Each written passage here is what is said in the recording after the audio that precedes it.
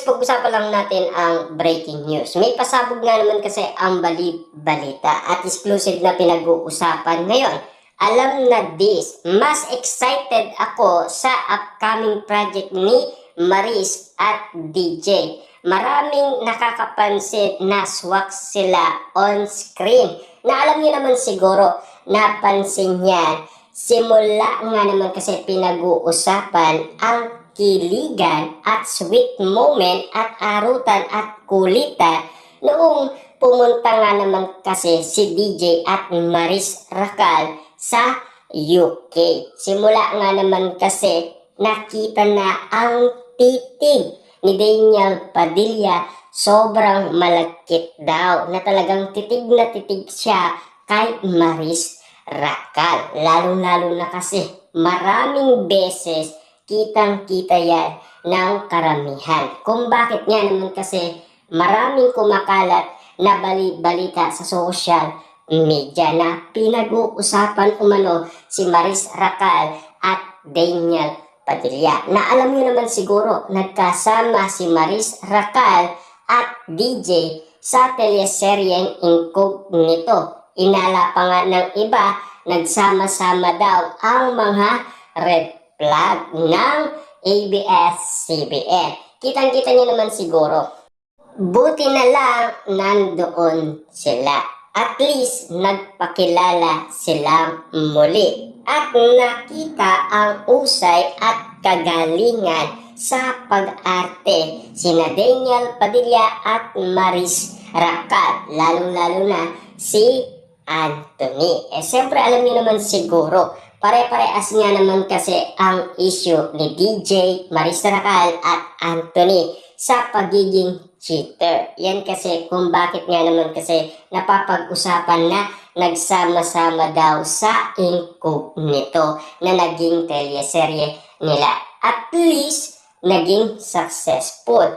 At least mataas ang rating sa Netflix. 56% yata yan, di ba? Kaya pinag-uusapan kung aabulin ni Catherine Bernardo ang nasabing ratings na kita ng iba't ibang mga netizens sa ratings ng Incognito.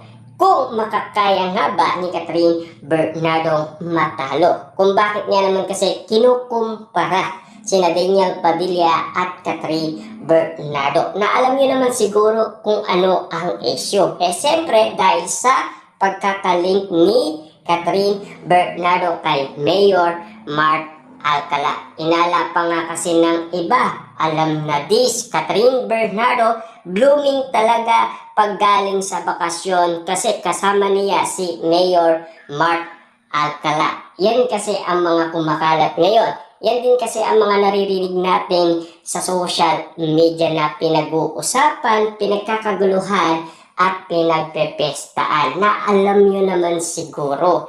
Kitang-kita ng karamihan kung bakit pinag-uusapan sina Catherine Bernardo at Mayor Mark Alcala. Kaso wala pang closure. Ang gusto pa nga ng iba, umamin na daw sina Catherine Bernardo at Mayor Mark Alcala.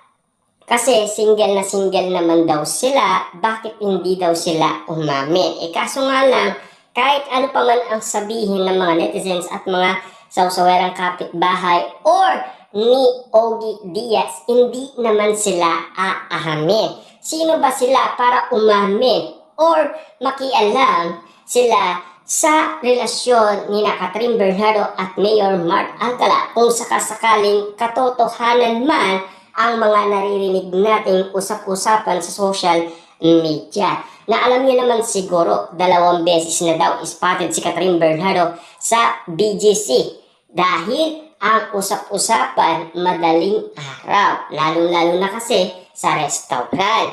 Lalong-lalo na kasi walang resibo at ebidensya. Lalong-lalo na sa AB Clinic. Meron pa nga daw arutan at kulitan na nangyayari sa dalawa. Kaso nga lang, meron din tayong naririnig umano na todong-todong magbantay si Mami Min Bernardo kay Catherine Bernardo. Na alam niyo naman siguro, pinagsasabihan niyan ni Mami Min Bernardo si Catherine Bernardo. Kaso nga lang, hindi rin siya nakikinig. Kita niyo naman, niligwak ni Catherine Bernardo si Mami Min Bernardo at si Trina. Tapos sila pa ang magsasabi na umamin na daw sina Catherine Bernardo at Mayor Mark Alcala. Kahit ano pa man ang sabihin nila kay Catherine Bernardo at Mayor Mark Alcala, mananahimik lang sila.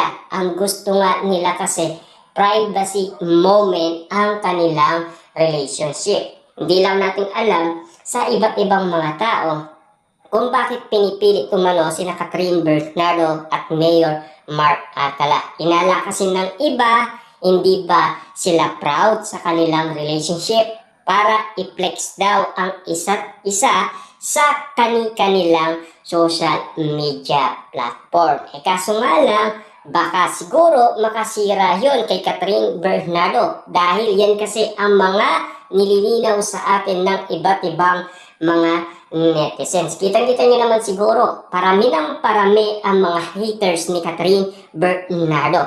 Pabango ng pabango naman ang pangalan ni Daniel Padilla nang dahil sa mga plano ni Catherine Bernardo, nang dahil sa buhay pag-ibig, dahil sa pagpili niya kay Mayor Mark Alcala. Kitang-kita niyo naman siguro, kakaiba ang lahat ng mga usapan sa social media patungkol kay Catherine Bernardo at Mayor Mark Alcala. Hanggang ngayon daw, pabebegar pa rin si Catherine Bernardo. Hindi na talaga nagbago ang kaugalian niya. Yun pa rin si Catherine Bernardo. Talagang hindi na natin talaga mababago si Catherine Bernardo. Talagang pabebegar na yan. Diba?